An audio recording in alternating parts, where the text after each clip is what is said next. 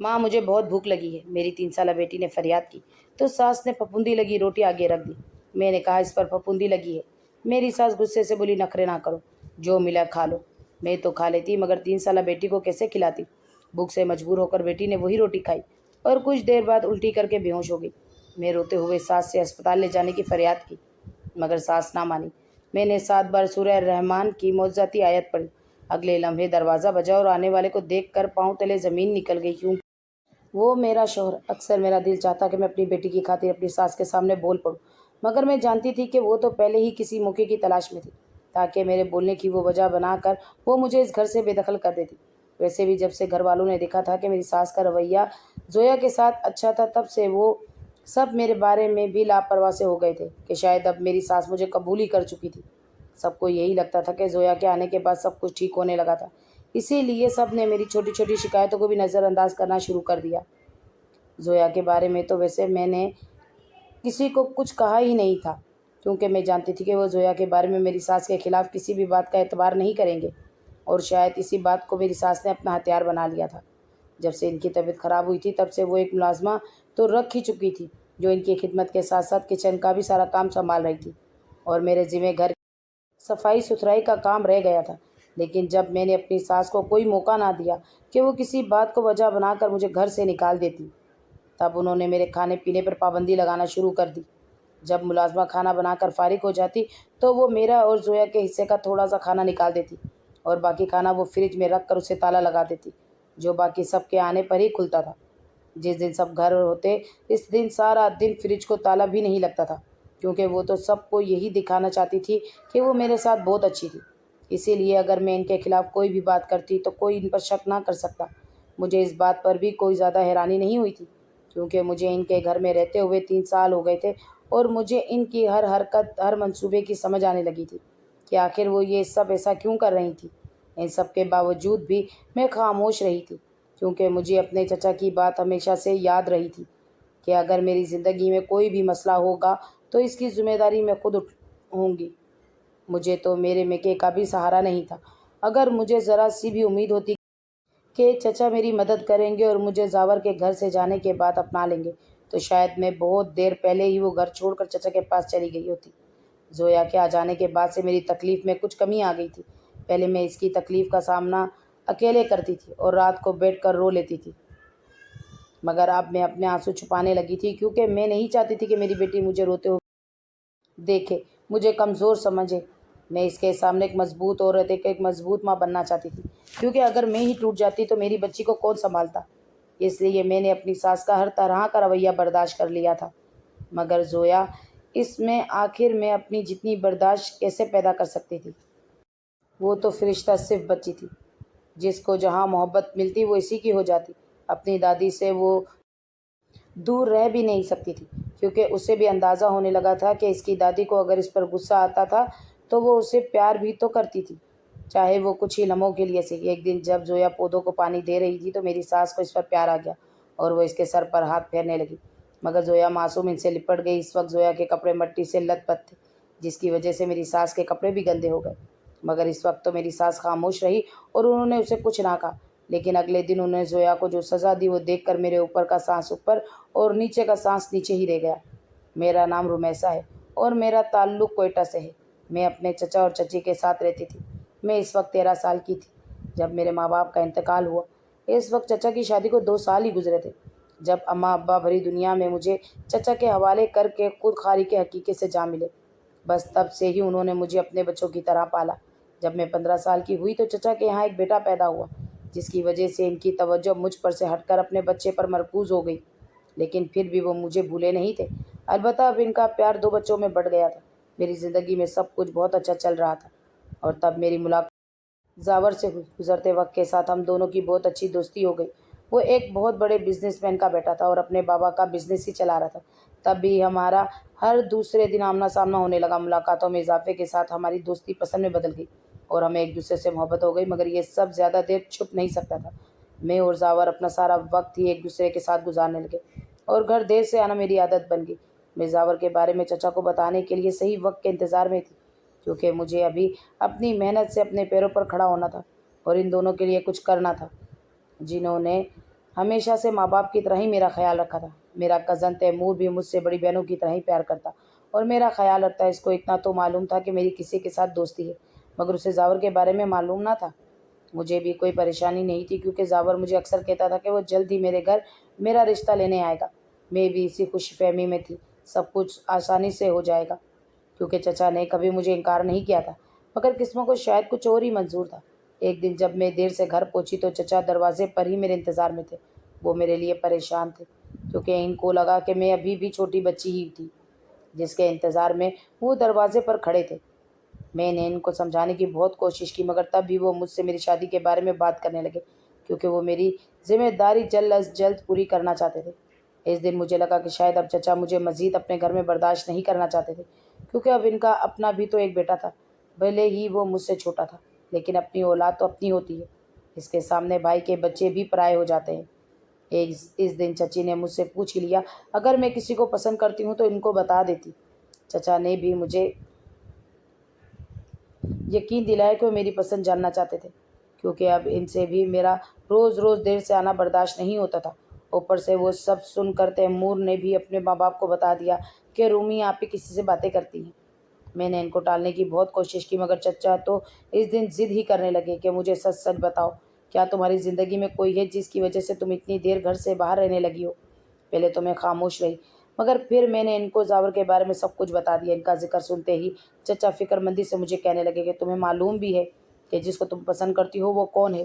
اس کے بابا تو ایک بہت بڑے بزنس مین ہے۔ تم نے سوچا بھی ہے کہ اگر اس کے گھر والوں نے تمہیں قبول نہ کیا تو کیا ہوگا؟ میں نے چچا کو سمجھانے کی کوشش کی کہ وہ لڑکا مجھے پسند کرتا ہے، مگر چچا کے دل میں نہ جانے کیسے ڈر بیٹھ گیا۔ جب چچا کو میرے اور زاور کے بارے میں معلوم ہو ہی گیا، تب میں نے زاور سے کہا کہ وہ اپنے گھر والوں کو میرے گھر رشتہ لینے کے لیے بھیجے تاکہ میرے گھر والے بھی مطمئن ہو جائے، مگر وہی ہوا جس کا ڈر تھا۔ جب زاور نے اپنے گھر والوں سے میرے بارے میں بات کی تو انہوں نے صاف انکار کر دیا کہ وہ مجھ جیسے چھوٹے گھرانے میں اپنے بیٹے کا رشتہ لے کر کبھی بھی نہیں آئیں گے، کیونکہ وہ اپنے بیٹے کی ایک امیر گھرانے میں شادی کرنا چاہتے تھے۔ مگر زاور اپنی بات بضد تھا اور اس نے ان کی بات ماننے سے انکار کر دیا، کیونکہ وہ مجھ سے سچی محبت کرتا تھا اور میرے بغیر جی نہیں سکتا تھا۔ اس نے مجھے یقین دلایا کہ وہ اپنے ماما بابا کو منا کر لے آئے گا۔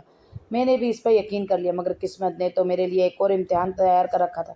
میں نہیں جانتی کہ زاور نے جس طرح اپنے گھر والوں کو منایا تھا اور وہ میرا ہاتھ مانگنے میرے گھر آ بھی گئے تھے۔ جب وہ اپنے ماں باپ کو لے کر ہمارے گھر آیا تو مجھے لگا شاید اب زاور کا میرے لیے رشتہ آنا سب کچھ آسان بنا دے گا، لیکن حقیقت اس کے ساتھ برعکس نکلی۔ اس کے ماں باپ نے وہیں بیٹھ کر زاور کے سامنے ہماری برائیاں شروع کر دی، مگر اس وقت زاور میرے حق میں کہنے لگا، اگر آپ لوگ رومی کو قبول نہیں کریں گے تو پھر میں بھی آپ کی پسند کی کسی لڑکی سے شادی نہیں کروں گا۔ میری زندگی میں صرف یہی ہے اور میں اسی سے شادی کروں گا۔ چچا نے بات کو وہیں ختم کرنے کی کوشش کی اور مہمانوں کو رخصت کر دیا۔ جیسے ہی وہ لوگ گئے، چچا نے مجھے ایک بار پھر سمجھایا کہ میں غلط فیصلہ کر رہی تھی، کیونکہ اگر ان کے گھر والے راضی نہیں تھے تو ہمارا رشتہ کبھی کامیاب نہیں ہو سکتا تھا۔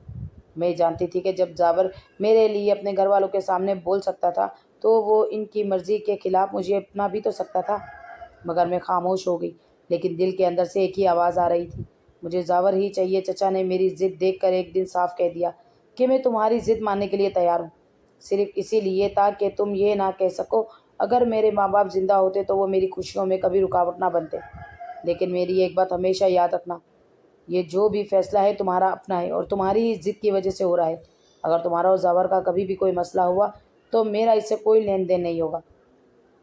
میں نے ان کی بات کو آخری وارننگ سمجھا، مگر دل زاور کے ساتھ جڑا ہوا تھا۔ دن گزرتے گئے، آخر کار زاور کے ماں باپ مان گئے۔ میں نہیں جانتی کہ اس نے ان کو کیسے منایا، مگر میرے لیے یہی بہت بڑی بات تھی کہ وہ دونوں مجھے اپنی بہو بنانے کے لیے راضی ہو گئے تھے۔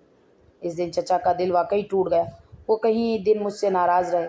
میں راتوں کو روتی رہتی، مگر زاور جب بھی مجھ سے ملتا وہ مجھے حوصلہ دیتا کہ رومی بس کچھ دن اور صبر کرو، میں سب ٹھیک کر دوں گا۔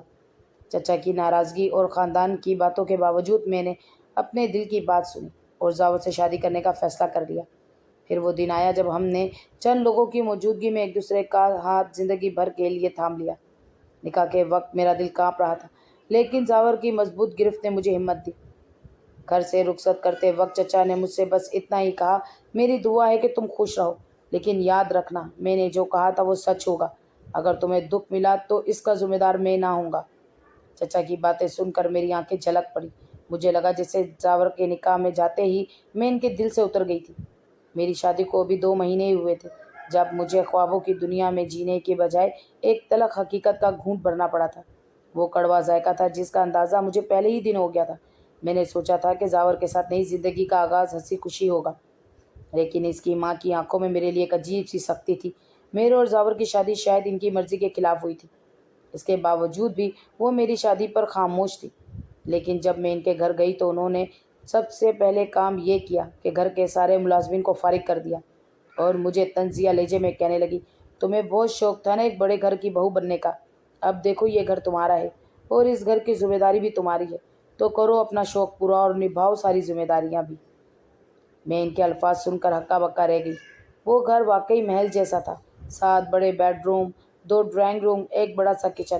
وہ سب کچھ اکیلے سنبھالنا میرے لیے ناممکن ہی تو تھا، لیکن چونکہ محبت کے نشے میں ہر دکھ برداشت کرنے کو تیار تھی، اس لیے میں نے خاموشی سے حامی بھر لی۔ اگلی صبح ہی میری زندگی کا رنگ بدل گیا۔ صبح سویرے مجھے اٹھ کر سارا گھر صاف کرنا پڑا، پھر کچن میں ناشتہ تیار کرنا، پھر دوپہر اور شام کے کھانے کی تیاری۔ زاور کو بھی سب معلوم تھا کہ اس کی ماں میرے ساتھ زیادتی کر رہی تھی، مگر وہ ماں کے خلاف ایک لفظ بھی نہیں کہہ سکتا تھا، بلکہ مجھے ہی سمجھاتا رہتا کہ میں ان کی ماں کا ہر طرح کا رویہ برداشت کروں گی تو شاید ان کا دل نرم ہو جائے گا اور وہ مجھے قبول کر لیں گی۔ لیکن وہ برا وقت بدلا نہیں تھا، بلکہ اس برے وقت سے گزرتے ہر دن میرا جسم اور میرا دل تھکنے لگا تھا۔ اس کے باوجود بھی اس کی ماں کبھی بھی میرے کام سے خوش نہ ہوتی تھی۔ کبھی کہتی، یہ صفائی کیسے کی ہے، یہ سالن کا ذائقہ اتنا پھیکا کیوں ہے، تمہیں کچھ آتا بھی ہے یا بس میرے بیٹے کو بہلا کر بیاہ لیا ہے۔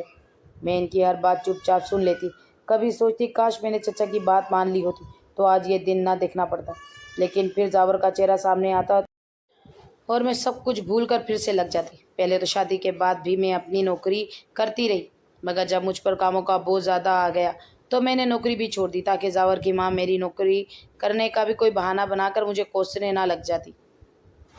میں اپنی ساس اور اپنے چچا کو یہ ثابت کرنا چاہتی تھی کہ میرا فیصلہ غلط نہیں تھا۔ اکثر شام کو جب سب کچھ ختم کر کے کمرے میں جاتی تو تھکن سے بوجھل آنکھوں سے روتی رہتی، دل کرتا چچا کے پاس بھاگ جاؤں، ان کے گلے لگ کر کہہ دوں کہ چچا آپ صحیح تھے، میں نے اپنی ضد میں آپ کو دکھی کیا، لیکن پھر خود کو سمجھاتی کہ یہ میرا ہی انتخاب تھا، اگر میں ہمت ہار گئی تو سب کچھ بیکار ہو جائے گا۔ شروع کے دنوں میں زاور بھی میرا بہت ساتھ دیتا، جب گھر آتا تو میری تھکن کو محسوس کر کے مجھے ڈھارس دیتا اور کبھی کہتا کہ بس کچھ دن کی بات ہے، ماما بھی مان جائیں گی۔ لیکن جیسے جیسے دن گزرتے گئے اس پر بھی کام کا دباؤ بڑھنے لگا۔ وہ آفس سے تھکا ہارا آتا اور جب گھر آ کر میرے بارے میں اپنی ماں کی شکایتیں سنتا تو بجائے مجھ سے یا اپنی ماں سے کوئی بحث کرنے کے وہ بھی خاموش ہو جاتا۔ ایک رات جب اس نے کہا کہ رومی کوشش کرو ماما کو خوش کرنے کی، وہ میری دنیا ہے، تو میرا دل کٹ گیا۔ میں سوچنے لگی اگر اس کی دنیا اس کی ماں کے گرد ہی گھومتی تھی تو پھر میں کون تھی، میری اس کی زندگی میں بھلا کیا حیثیت تھی۔ میری ساس بھی سب جان بوجھ کر کرتی تھی، وہ مجھے کبھی سیدھے لفظوں میں کچھ نہ کہتی، ہمیشہ طنز کے تیر چلاتی۔ اگر ان سے ملنے کے لیے کوئی آتا تو بڑے فخر سے کہتی کہ ہماری بہو بہت لائق ہے، سارے ملازم فارغ کر دیے ہیں، اب سب کچھ خود ہی کرتی ہے۔ سب میری طرف ہمدردی سے دیکھتے مگر میں مسکرا دیتی کہ شاید وہی میری قسمت تھی۔ وقت گزرتا گیا، میں نے ہر ممکن کوشش کی کہ میری محنت کے باوجود بھی ان کا رویہ بالکل نہ بدلا۔ وہ زاور کا لحاظ بھی نہ کرتی بلکہ اس کے سامنے بھی کبھی کبھی کہہ دیتی کہ میں نے تمہیں کہا بھی تھا کہ یہ لڑکی تمہارے معیار کی نہیں ہے، دیکھو بھلا ہماری پوری سوسائٹی میں اس جیسی کوئی چھوٹے گھر کی لڑکی ہے۔ کہیں پہل تو زاور پھر بھی میرے حق میں بول لیتا، مگر پھر وہ بھی خاموش ہو گیا۔ میں اندر ہی اندر ٹوٹتی جا رہی تھی۔ کئی بار دل چاہا کہ سب چھوڑ کر واپس چچا کے پاس ہی چلی جاؤں، لیکن پھر ان کی وہ بات یاد آ جاتی کہ جو بھی فیصلہ ہے تمہارا فیصلہ ہے، اس کے انجام کی ذمہ دار بھی تم ہی ہوگی۔ تب میں نے سوچ لیا کہ اب پیچھے ہٹنے کا کوئی راستہ نہیں۔ میرے لیے تو وقت جیسے رک سا گیا، پر روز ایک ہی روٹین بن گئی، مگر اس کے ساتھ ساتھ میری ذمہ داریاں بھی بڑھتی ہی چلی گئی۔ میرا ہر دن ایک جیسا ہونے لگا، صبح اٹھنا، گھر کے سارے کام کرنا، پھر شام تک اتنے بڑے بنگلے کی صفائی ستھرائی میں لگے رہنا۔ میں نے اپنی زندگی کی سب سے بڑی قربانی دی تھی، اپنے گھر والوں سے ضد کر کے اپنے خوابوں کو پیچھے دھکیل کر زاور کے ساتھ ایک نئی زندگی شروع کرنے کے لیے، لیکن وہ نئی زندگی رفتہ رفتہ ایک قید میں بدلتی جا رہی تھی۔ زاور کی ماں کا رویہ تو پہلے ہی مجھے کاٹ کھانے کو دوڑتا تھا، لیکن جب وہ بیمار ہوئیں تب میرے کندھوں پر ذمہ داریوں کا پہاڑ ٹوٹ پڑا۔ ان کی حالت اس قدر خراب ہو گئی تھی کہ باتھ روم تک نہ جا سکتی تھی، ان کے سب کام میرے ہی ذمہ آ گئے۔ ان دنوں بھی میں نے اف تک نہ کیا، بلکہ جس طرح مجھے چچی عزیز تھی اپنی ساس کی بھی میں اسی طرح سے خدمت کرنے لگی تھی کہ شاید ان کا دل میرے لیے نرم پڑ جاتا۔ زاور اور اس کے بابا نے مجھے کہا بھی کہ وہ میری ساس کے لیے کسی ملازمہ کا بندوبست کر دیں گے، مگر میں نے منع کر دیا کیونکہ میں ان کا دل جیتنا چاہتی تھی۔ مگر ان ہی دنوں میں امید سے ہو گئی، وہ میرے لیے دنیا کی سب سے بڑی خوشی تھی۔ زاور بھی خوش تھا، مگر جب میری ساس کو اس بارے میں معلوم ہوا تو وہ بجائے خوش ہونے کے مجھے ہی الزام دینے لگی کہ میں نے جان بوجھ کے یہ چاند چڑھایا ہے تاکہ مجھے ان کی خدمت اور گھر کے کام بھی نہ کرنے پڑے۔ میں جانتی تھی وہ چاہتی تو گھر میں ملازموں کی لائن لگ سکتی تھی، کیونکہ آخر وہ خود ایک سوشل ورکر رہ چکی تھی۔ ان کے شوہر کا بہت بڑا کاروبار تھا، لیکن مجھے یہ بھی معلوم تھا کہ وہ سب صرف اس لیے کر رہی تھی تاکہ کسی دن میں ان سے تنگ آ کر ان سے بدتمیزی کر جاتی، کیونکہ ان کے بیٹے نے ان کی مرضی کے خلاف جا کر مجھے اپنایا جو تھا۔ مگر میں نے کسی بھی بات کو راہ کی رکاوٹ بننے نہ دیا، بلکہ اپنی طبیعت کو بھی نظر انداز کر کے ان کی خدمت میں جٹ گئی۔ میں نے اپنی طبیعت، اپنی درد، اپنی کمزوری، اپنی ساس کو خوش رکھنے کی خاطر کسی کو بھی اہمیت نہ دی۔ ان کی دوائیں، ان کو نہلانا، کپڑے بدلوانا، کھانا کھلانا، کبھی وہ غصے میں کچھ کہہ دیتی تو بھی میں خاموشی سے سن لیتی، کبھی آنکھوں میں آنسو آ جاتے تو منہ دوسری طرف موڑ لیتی۔ میں جانتی تھی کہ اگر میں کبھی ان کو جواب دے بیٹھتی تو شاید سب کچھ بکھر جاتا۔ میرا میکا تو تھا ہی، مگر پھر بھی میں نے کسی کو کچھ نہ بتایا۔ زاور کئی دفعہ کہتا کہ تم خود کو مار لو گی، پلیز کسی ملازمہ کو رکھ لیتے ہیں، مگر میرے سر پر تو جیسے اچھے بننے کا بھوت سوار تھا۔ میں بس مسکرا دیتی اور کہتی امی کو اجنبی ہاتھ اچھے نہیں لگتے۔ حالانکہ حقیقت یہ تھی کہ مجھے اپنی ساس کے لیے خود کا اجنبی ہونے کا طعنہ سننے سے ڈر لگتا تھا، کیونکہ کچھ دنوں بعد میری ساس کی بیماری اور بڑھ گئی۔ اب وہ راتوں کو بھی بار بار آوازیں دیتی تو میں دوڑتی ہوئی جاتی، چاہے نیند میں ہوتی یا بخار میں۔ ایک رات جب میں باتھ روم میں ان کی مدد کر رہی تھی تو اچانک آنکھوں کے آگے اندھیرا چھا گیا۔ میں دیوار سے ٹیک لگا کر بیٹھ گئی۔ وہ مجھے گھور کر بولی، ڈرامے مت کرو، یہ سب بہانے ہیں کام سے بچنے کے۔ وہ الفاظ میرے دل میں کسی زہر کی طرح اتر گئے۔ میں نے کچھ نہیں کہا، بس آہستہ سے انہیں بستر تک لے آئی۔ اسی رات میری طبیعت خراب ہو گئی۔ میں نے زاور کو جگایا، وہ فوراً مجھے اسپتال لے گیا اور ڈاکٹر نے مجھے چیک کرنے کے بعد کہا کہ زیادہ کام، ذہنی دباؤ، آرام کی کمی، یہ سب بچے کے لیے خطرناک ہو سکتا ہے۔ آپ کو مکمل بیڈ ریسٹ چاہیے۔ اس دن گھر آ کر زاور نے پہلی بار اپنی ماں سے میرے لیے سختی سے بات کی، اب ہم آپ کے لیے ملازمہ رکھ لیں گے اور اس بات میں کوئی بحث نہیں ہوگی۔ لیکن میری ساس کو نہ جانے میں اتنی بری کیوں لگتی تھی کہ وہ یہ بات سننے کر بھی خاموش نہ رہی، بلکہ انہوں نے تو ایک طوفان کھڑا کر دیا۔ دیکھا، میں نہ کہتی تھی کہ اس نے یہ سب جان بوجھ کر کیا ہے تاکہ اسے اپنی بیمار ساس کی خدمت نہ کرنی پڑے، اب بیڈ پر لیٹ کر راج کرے گی۔ میں سب سن رہی تھی، تب پہلی دفعہ دل میں آیا کہ شاید میں کچھ بھی کر لوں، میں ان کے کبھی بھی دل نہیں جیت پاؤں گی۔ ملازمہ بھی آ گئی، مگر میری ساس نے اسے قبول ہی نہ کیا۔ مجھے ہر بات پر طعنے ملنے لگے۔ پہلے تو بڑی خدمت گزار بنتی تھی، اب ذرا سا بچہ آ گیا تو سب بدل گیا۔ وقت گزرتا گیا، میں خاموش رہی، مگر اندر کہیں کچھ ٹوٹتا جا رہا تھا۔ پھر وہ دن آیا جب میں نے خوبصورت سی بچی کو جنم دیا۔ اس وقت مجھے لگا کہ ساری دنیا کی دولت میری جھولی میں آ گئی تھی، مگر وہ دولت بھی شاید میری ساس کو بوجھ ہی لگتی تھی، جو انہوں نے میری بیٹی کو بھی میری طرح قبول ہی نہ کیا۔ لیکن وہ میری بیٹی سے اپنی نفرت کا اظہار اپنے شوہر اور زاور کے سامنے نہیں کرتی تھی، بلکہ ان کے سامنے تو وہ میری زاویہ سے ایسے محبت جتاتی جیسے ان کے لیے اس سے بڑھ کر کچھ تھا ہی نہیں۔ مگر ان دونوں کی غیر موجودگی میں بہت ساری نفرت ہم ماں بیٹی پر اتار دیتی۔ میں اس بات پر بھی راضی تھی کہ کم سے کم وہ دنیا دکھاوے کو ہی صحیح میری بیٹی سے محبت کرتی تو تھی، آخر وہ ان کے بیٹے کی بیٹی تھی، وہ اس سے کتنی دیر بدگمان رہ سکتی تھی۔ مگر شاید یہ بھی میری بھول تھی کہ ان کو زاویہ سے محبت تھی نہیں۔ مجھے یہ حقیقت بہت دیر سے سمجھ آئی کہ کچھ لوگ محبت کا ناٹک اس مہارت سے کرتے ہیں کہ سامنے والا خود کو ہی قصوروار سمجھنے لگتا ہے۔ میں بھی یہی کرتی رہی۔ میں ہر بار خود کو دلاسا دیتی کہ شاید میں ہی زیادہ حساس ہوں، شاید مجھے ہی وہ باتیں بری لگتی جو دراصل اتنی بڑی نہیں ہوتی۔ آخر وہ میری ساس تھی، عمر رسیدہ تھی، ان کا مزاج سخت تھا، سب سے بڑھ کر ان کی مرضی کے خلاف اس گھر میں آئی تھی۔ مگر زاویہ، وہ تو صرف ایک معصوم سی بچی تھی، اس کے دل میں نہ کوئی چال تھی، نہ کوئی ضد، نہ کوئی حساب کتاب، وہ تو صرف پیار مانگتی تھی، ویسے ہی پیار جیسے ہر بچہ چاہتا ہے۔ اپنی دادی کے سامنے زاویہ اگر چھینک بھی دیتی تو فوراً گھبرا کر کہتی، ارے میری جان کہیں نظر تو نہیں لگ گئی، اور مجھے اسی وقت حکم دیتی کہ جلدی سے اس پر دم کرو، بچے بہت نازک ہوتے ہیں۔ زاویہ سامنے ہوتا تو وہ زویا کو گود میں بٹھا کر اس کے بالوں میں انگلیاں پھیرتی، اس کے لیے پھل کاٹتی، یہاں تک کہ کبھی کبھار اس کے ماتھے کو چوم بھی لیتی۔ زاور مسکرا کر میری طرف ایسے دیکھتا جیسے کہہ رہا ہو کہ میں نہ کہتا تھا کہ سب ٹھیک ہو جائے گا۔ میرے دل میں ایک ٹھنڈی سانس اتر جاتی۔ میں سوچتی چلو شاید وقت کے ساتھ سب ٹھیک ہو ہی جائے گا، مگر جیسے ہی وہ دونوں نظروں سے اوجھل ہوتے، وہی ہاتھ جو زاویہ کو سہلاتے تھے سرد ہو جاتے، وہی آنکھیں جن میں محبت جھلکتی تھی سخت اور بے رحم ہو جاتی۔ ایک دن جب زاویہ اور میرے سسر آفس تھے تو زاویہ لاؤنج میں کھیل رہی تھی۔ میں کھانا بنا رہی تھی کہ اچانک زاویہ کے رونے کی آواز آئی۔ میں گھبرا کر بھاگی تو دیکھا زاویہ دیوار کے ساتھ کھڑی سسک رہی تھی۔ میری ساس اس کے سامنے غصے سے کھڑی تھی۔ میں ڈر گئی، مگر میری ساس نے میرے کچھ پوچھنے سے پہلے ہی مجھے سنا دیا کہ بدتمیزی سکھائی ہے تم نے اسے۔ میری آنکھوں میں حیرت تھی، مگر میں ان کو کچھ نہ کہہ سکی۔ میں نے زاویہ کو اٹھایا تو اس کے ہاتھ پر ہلکی سی لالی تھی، جیسے کسی نے اسے سختی سے پکڑا تھا۔ میرا دل دھک سے رہ گیا۔ میں نے کچھ کہنے کی ہمت نہ کی، بس زاویہ کو سینے سے لگایا۔ وہ کانپ رہی تھی جیسے کسی نے اسے ڈرا دیا تھا۔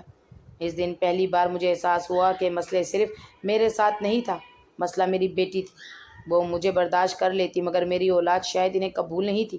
میں نے زاویہ کو خود میں سمیٹ لیا۔ میں نے اس کے لیے اپنی آواز نرم، اپنے لفظ محتاط اور اپنے قدم خاموش کر لیے۔ میں اسے سکھانے لگی کہ دادی کے سامنے زیادہ نہ بولا کرے، زیادہ نہ ہنسا کرے، زیادہ ضد نہ کیا کرے۔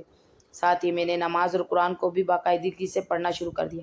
چچا نے مجھے بچپن سے ہی نماز کی عادت ڈالی تھی، مگر اپنی مصروفیات کی وجہ سے میری وہ عادت سست ہو رہی تھی۔ تب مجھے لگنے لگا کہ شاید میں خدا کو بھول رہی تھی تو وہ بھی مجھے بھول رہا تھا۔ اس لیے میں نے نماز کے بعد اللہ سے اپنی بیٹی کے لیے دعا مانگنا شروع کر دی۔ ایک ماں اپنی اولاد کو زندگی کے لیے مضبوط بناتی ہے، مگر ایک میں تھی جو اپنی بیٹی کو زندہ رہنے کے لیے خاموش بنا رہی تھی۔ رات کو جب زوار میرے پاس ہوتا تو بھی میں اسے کچھ نہ کہتی۔ میں جانتی تھی اگر میں نے کچھ کہہ بھی دیا تو بات بڑھ جائے گی، گھر کا سکون خراب ہو جائے گا اور آخر میں الزام مجھ پر ہی آئے گا کہ میں گھر توڑنا چاہتی تھی۔ اس کی ماں پر جھوٹے الزام لگا کر، کیونکہ میں کچھ ثابت نہیں کر سکتی تھی۔ آخر اس کی ماں اس کے سامنے زویا پر اپنی محبت جو لٹاتی تھی۔ جب اس کو کوئی اور وجہ نہ ملی میری اور زوار کی لڑائی ہو سکتی تھی، تب انہوں نے مجھے اور زویا پر کھانے پینے کی پابندی لگانا شروع کر دی۔ وہ دن کے شروع میں ہی میرا اور زویا کے حصے کا کھانا الگ کر دیتی اور باقی سارا دن فریج کو تالا لگا دیتی۔ اگر زویا کو اور بھوک لگتی تب میں ان کو صرف اتنا ہی کہتی کہ وہ اپنے بابا کے آنے کا انتظار کر لے۔ ان کے آنے پر وہ جی بھر کے کھانا کھا سکتی ہے، کیونکہ فریج کو لگا ہوا تالا میرے سسر اور زوار کے آنے پر ہی کھلتا تھا۔ لیکن آخر میں اس معصوم 3 سال کی بچی کو کتنا سمجھاتی؟ بھوک پر تو اس کا خود کا بس بھی نہیں چلتا تھا۔ وہ تو بس رو کر مجھ سے ضد کر لیتی۔ اکثر اوقات تو میں اسے خاموش کروا کر سلا دیا کرتی، مگر اکثر اوقات وہ اس وقت تک روتی رہتی جب تک زوار گھر نہ آ جاتا، اور میں اس کے سامنے جھوٹے بہانے بناتی رہتی کہ آخر زویا کسی وجہ سے رو رہی ہے۔ لیکن ایک دن، وہ اتوار کا دن تھا جب زوار بھی گھر پر ہی تھا۔ جب زویا پودوں کی پانی دے رہی تھی تو زوار اس کے پاس آ کر ان کو دیکھنے لگا۔ تب بھی میری ساس بھی وہاں آ کر کھڑی ہو گئی اور زوار کو دکھانے کے لیے وہ زویا کے سر پر ہاتھ پیار کرنے لگی۔ زویا بھی سمجھ گئی تھی کہ اس کی دادی اس کے باپ کی موجودگی میں پیار کرتی تھی، اسی لیے جب انہوں نے دیکھا کہ زوار اس کے پاس موجود ہے تو وہ بھی اپنی دادی سے لپٹ گئی۔ اس وقت زویا کے کپڑے مٹی سے لت پت ہوئے تھے، جس کی وجہ سے میری ساس کے کپڑے بھی گندے ہو گئے۔ میں نے اپنی ساس کے چہرے کے تاثرات سے اندازہ لگا لیا تھا کہ اس کو زویا کا خود سے لپٹنا بالکل پسند نہیں آیا تھا، مگر پھر بھی وہ برداشت کر گئی تھی، کیونکہ زوار ان کے پاس ان کے سامنے جو تھا۔ تب ہی انہوں نے بہت آہستگی سے زویا کو خود سے پیچھے کیا تھا اور اندر کمرے میں چلی گئی، مگر میں جانتی تھی کہ ان کا غصہ اتنا آسانی سے ختم ہو جانے والا نہیں ہے جب تک وہ مجھے اپنے پاس بلا کر زویا کے حوالے سے بات نہیں سنا دیتی۔ اس لیے میں خود کو ان کے سامنے حاضر کرنے اور ان کے طعنے سننے کے لیے تیار ہو چکی تھی۔ میری ساس مجھے کیا کہے گی، مگر میں نہیں جانتی تھی کہ اس بار نشانے پر میں نہیں بلکہ زویا تھی۔ اگلے ہی دن جب سب گھر والے چلے گئے تو میری ساس نے مجھے اپنے پاس بلایا اور کہنے لگی، تم نے اپنی بیٹی کو اتنی بھی تمیز نہیں سکھائی کہ وہ اپنے گندگی دوسروں کو نہ لگائے۔ میں چپ چاپ اپنی ساس کی باتیں سنتی رہی۔ مجھے تو یہی لگا تھا کہ شاید وہ اپنے دل کی بھڑاس نکال کر خاموش ہو جائیں گی، مگر اس دن تو انہوں نے زویا کو ایسے سزا سنا دی جس کو سن کر میں ان کے سامنے ہاتھ جوڑنے لگی۔ وہ مجھے کہنے لگی کہ زویا نے میرے ساتھ بدتمیزی کی ہے، اس لیے میں اس کا 3 دن کا کھانا بند کر رہی ہوں۔ اب یہ تمہاری مرضی ہے، تم چاہو تو اپنے حصے کا کھانا اس کو کھلا دو اور خود بھوکی رہ لو۔ میں نے اپنی ساس سے بہت منت کی کہ وہ ایسا ہرگز نہ کرے، مگر انہوں نے میری ایک نہ سنی۔ جب ان پر میری کسی بھی मिन्नत का कोई असर ना हुआ तो मैं भी खामोशी से अपने कमरे में वापस आ गई। मेरे दिल में कहीं ना कहीं ये उम्मीद थी कि उन्होंने अपनी सज़ा सुना तो दी थी, मगर शायद वो ये नहीं जानती थी कि जवार की मौजूदगी में जोया हर मामले में आज़ाद थी। वो जो चाहे कर सकती थी, इसलिए मुझे ज़्यादा फ़िक्रमंद नहीं होना पड़ा था। मगर मैं नहीं जानती थी कि इस दिन ज़िंदगी मुझसे एक बहुत बड़ा इम्तिहान लेने वाली थी। इसी शाम जवार ने मुझे फ़ोन किया और कहने लगा उसे ज़रूरी काम के सिलसिले में शहर से बाहर जाना था, जहाँ पर उसे 3 से 4 दिन लग सकते थे। जवार की बात सुनकर तो मेरे पैरों तले से ज़मीन ही निकल गई। मुझे कुछ समझ नहीं आया था कि आखिर मैं क्या करती। आखिर अगर मैं जवार को इसकी माँ के बारे में सब कुछ बता देती तो वो मेरी बातों पे यकीन ही ना करता, क्योंकि वो जानता था कि इसकी माँ जोया से कितनी मोहब्बत करती थी। लेकिन मुझे अपने सामने वो 3 दिन सदियों जैसे लंबे लग रहे थे। मुझे कुछ समझ नहीं आ रहा था कि मैं इस मुश्किल वक्त में क्या करती। ऐसे में मैंने अपने हिस्से का खाना भी बचा कर रख लिया ताकि ज़रूरत पड़ने पर वो जोया को दे सकती। वो तो मासूम बच्ची थी, इसको आखिर में बेवजह भूखा क्यों रख सकती थी। मगर जिस घर में मैं रह रही थी, इस घर की मालकिन तो आखिर मेरी सास ही थी। ऐसे भला कैसे हो सकता था कि इनके हुक्म के बगैर इस घर में कोई परिंदा भी पर मार जाता। मेरी बच्ची तो नादान थी, उसे तो अभी गलती या सज़ा जैसे लफ्ज़ों का मतलब भी नहीं मालूम था। मगर इसकी दादी को इस पर ज़रा भी तरस नहीं आया था। 2 दिन तो मैंने जैसे तैसे करके गुजार ही लिए थे। तीसरे दिन मुझे इस बात की उम्मीद थी कि जवार वापस आ जाएगा। इसीलिए मैं सारा दिन जोया को खुद से लिपटाए बस यही दिलासा देती रही कि बस आज का दिन गुजार लो। मैंने उसे 2 दिन भूखा नहीं रखा था, बल्कि अपने हिस्से का खाना उसे खिला रही थी और ख़ुद सिर्फ पानी पर ही गुजारा कर रही थी। मगर मैं नहीं जानती थी कि जवार भी मेरे इम्तिहान ही ले रहा था। तभी मेरी सास आई और कहने लगी जवार को तो अभी मज़ीद 1 हफ़्ता और लग जाएगा, लेकिन तुम याद रखना अगर इस बारे में जवार को या किसी और को मालूम हुआ तो तुम जानती भी नहीं हो कि तुम पर क्या इल्ज़ाम लगाकर तुम्हें घर से निकाल सकती हूँ। अपनी सास की बात सुनकर तो मेरे चेहरे पर हवाइयाँ उड़ने लगी थी। मैं तो जो 2 दिन सूली पर गुजारे थे, अब जवार वापस आ जाए और सब कुछ ठीक हो जाए। मेरी सास की बातों ने मेरे ज़ख्मों पर नमक छिड़क दिया था कि जवार को तो मज़ीद कुछ दिन और लग सकते थे। मुझसे अपनी बच्ची की हालत देखी नहीं जा रही थी। मैं जानती थी कि ये सज़ा ख़त्म होगी तो वो कोई और वजह ढूंढ लेंगी जिससे मुझे और मेरी बच्ची को इज़्ज़त मिल सके। तब मैंने फ़ैसला किया कि मैं जवार को सब कुछ बता दूंगी कि इसने घर में मेरे और इसकी बच्ची के साथ क्या कुछ हो रहा था। कहीं न कहीं तो मुझे इस बात का अंदाज़ा था कि शायद वो मेरी बात का यकीन ही ना करेगा, लेकिन फिर भी मैं इसको सब कुछ बता देना चाहती थी कि किस तरह इसकी माँ ने मुझ पर और मेरी बेटी पर ज़िंदगी तंग की हुई थी। मैंने ज़ावर को फ़ोन किया, मगर वो तो दूसरे शहर गया था ही किसी ज़रूरी काम से। फिर भला मेरी फ़ोन कैसे सुन सकता था। हर दूसरे दिन ऐसा कोई ना कोई ज़रूरी मीटिंग में जाना होता। इस दिन भी ऐसा ही हुआ।